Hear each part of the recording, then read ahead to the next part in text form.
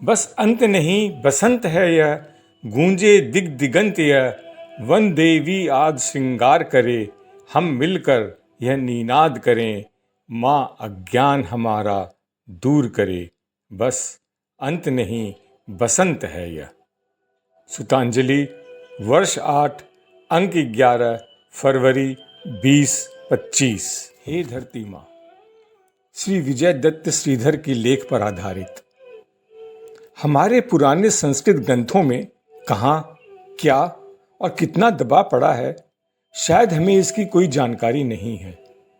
जल शुद्धि की एक संगोष्ठी में उपस्थित समुदाय संस्कृत साहित्य में भारत की प्राचीन परंपरा और तकनीकों की चर्चा कर रहे थे। तभी एक वैज्ञानिक ने कहा, पुराना सोच पोंगा पंथ है, अनर्गल है, दकियानूसी है। इतनी सी खरोंच भर करने से जो अमृत छलका वह जानने योग्य है।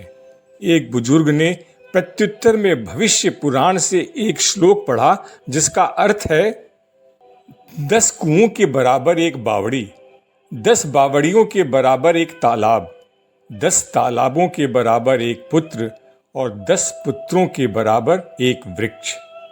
और रहीमन पानी राखिए, बिन पानी सब सून, पानी गए न ऊबरे, मोती मानस चून। दोनों उद्धरण निरुत्तर कर देने वाले हैं। ये पोंगापंथी नहीं है, सिद्ध विज्ञान है और लोक शिक्षण का चरम ज्ञान इनमें निहित है।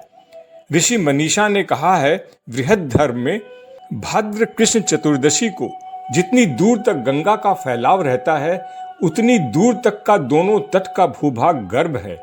इसके बाद 150 हाथ की दूरी का भूभाग तीर है। तीर से एक गव्यूति 2000 धनुष, जो 1 कोस या 2 मील के बराबर होता है, पर्यंत का भूभाग क्षेत्र कहलाता है। इस विस्तार में पाप कर्मों का निषेध है। व्यवहार में इसका अर्थ है कि यह जल स्रोत के तट से पर्याप्त दूरी तक निवास, वाणिज्य, व्यापार, कल कारखाने समेत ऐसी किसी भी गतिविधि की इजाजत नहीं है।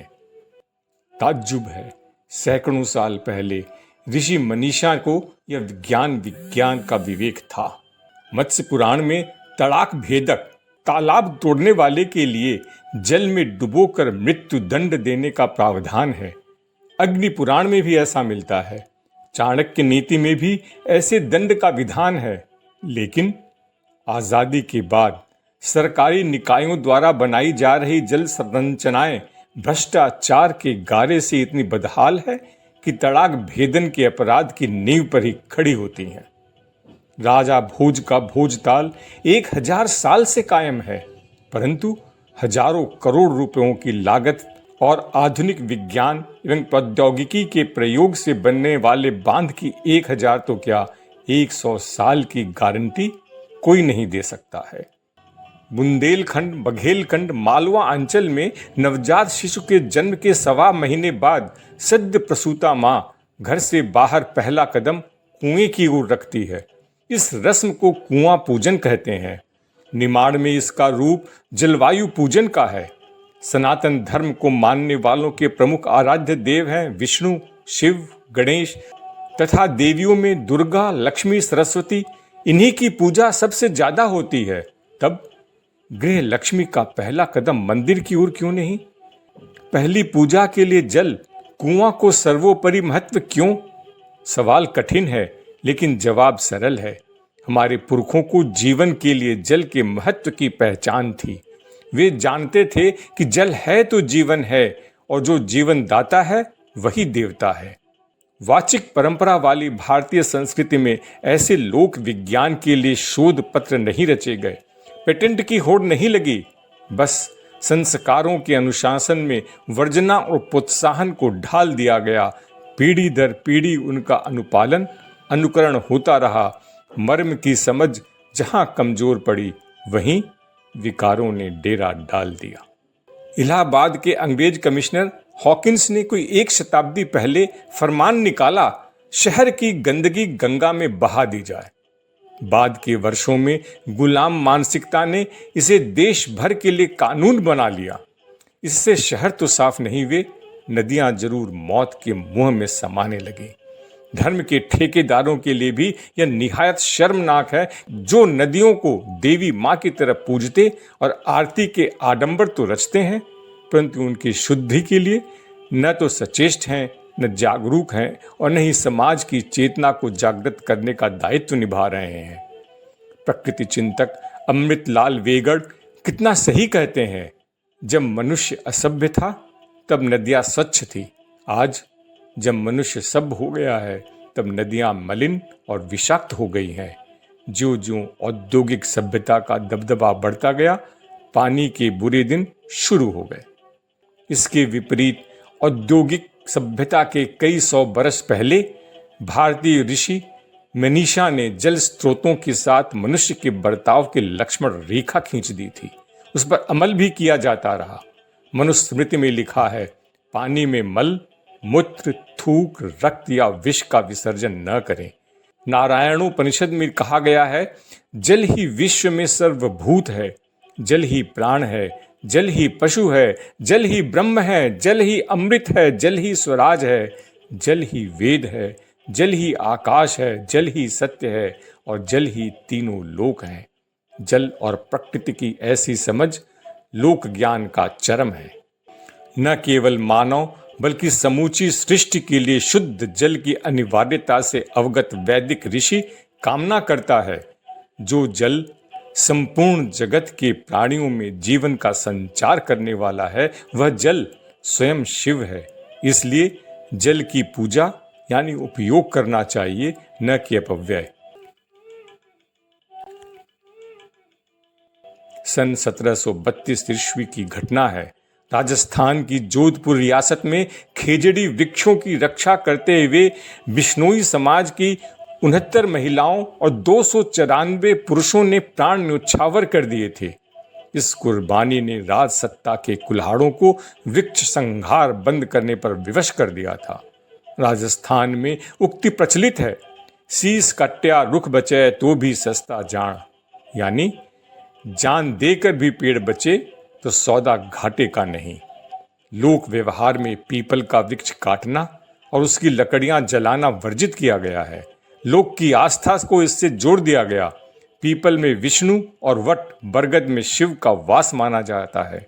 दोनों दीर्घायु और विशाल काय वृक्ष होते हैं। वातावरण को शुद्ध करने की अपार क्षमता होने के कारण ही ऐसे वृक्ष में देवत्व का वास माना गया। पीपल वट कटने से बच गए। औषधीय गुणों के कारण ही नीम में शीतला माता का वास माना गया। वट सावित्री व्रत का विधान किया गया। एक व्रत आंवला नवमी का होता है। अशोक का भी औषधीय महत्व है। फलदार फूलदार पेड़ पौधों को आस्था के लोकाचार और वर्जना के निषेध के साथ जोड़कर संरक्षित किया गया। बचपन में हमें सिखाया जाता था कि शाम होने के बाद पौधों को हाथ नहीं लगाना चाहिए, वे सो जाते हैं। जड़ी बूटियां चमत्कारी औषधि गुणों से संपन्न है। वनवासी समाज बड़ी सूझबूझ और कौशल के साथ इनका प्रयोग उपचार और आरोग्य के लिए सदियों से करता आ रहा है। अथर्ववेद का भूमि सूक्त वस्तुतः भारतीय संस्कृति की पर्यावरण चेतना का उद्घोष है। वैदिक ऋषि प्रकृति के समस्त उपादानों से अनुकूल रहने की प्रार्थना करते कहता है, सभी नदियां हमारे अनुकूल बहें, वायु हमारे अनुकूल रहे, पक्षी भी हमारे अनुकूल हों। अथर्ववेद के पृथ्वी सूक्त में कहा गया है, हे धरती माँ, जो कुछ मैं तुझसे लूंगा वह उतना ही होगा जिसे तू पुनः पैदा कर सके। तेरे मर्म स्थल पर या तेरे जीवनी शक्ति पर कभी आघात नहीं करूंगा। वास्तव में यह सोच मनुष्य के पशु पक्षी, नदी पर्वत, जड़ चेतन के साथ सह अस्तित्व के रिश्ते की है। वृक्ष में प्राणवायु होते हैं और कार्बन डाइऑक्साइड सोख लेते हैं। यही वृक्षों का शिवत्व है, महत्व है। आधुनिक विज्ञान की दुधारी स्थिति है। इसे भी वरदान और अभिशाप की कसौटी पर परखा जाना अभीष्ट है। परमाणु शक्ति की सृजन और विनाश के सामर्थ्य को पहचाने, इससे ऊर्जा पाई जा सकती है तो नागासाकी, हिरोशिमा जैसे भीषण विध्वंस भी रचे जा सकते हैं। चिकित्सा के वरदानों पर तालियां बजाइए तो घातक शस्त्रों पर लानत भेजिए।